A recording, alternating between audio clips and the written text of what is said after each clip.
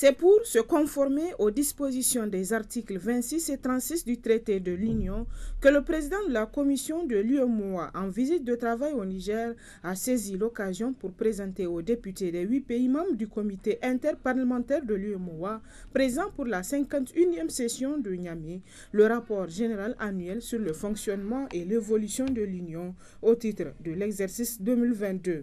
C'est donc avec plaisir que je vais décliner la substance du présent rapport à travers notamment les actions majeures qui ont été conduites durant l'année 2022.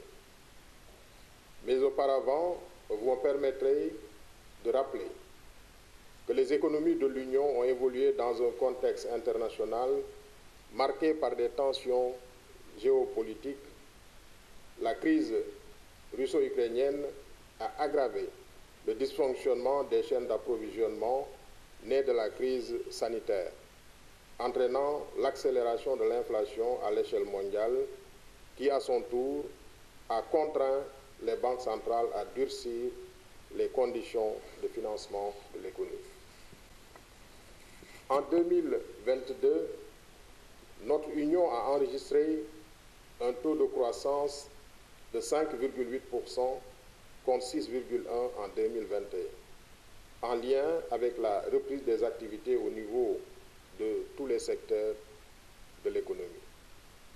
Le taux d'inflation annuel moyen est ressorti à 7,5% en 2022 contre 3,6% en 2021, du fait notamment des effets combinés de la crise russo-ukrainienne, du déficit céréalier de la campagne agricole 2021-2022 et de la persistance de la crise sécuritaire qui se sont traduits par une hausse des prix des produits alimentaires et de l'énergie.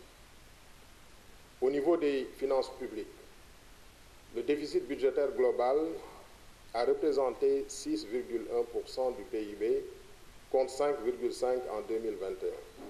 L'aggravation du déficit budgétaire s'explique par l'augmentation des dépenses publiques destinées aux populations les plus vulnérables et par les revalorisations salariales dans un contexte marqué par un niveau de mobilisation des ressources à améliorer.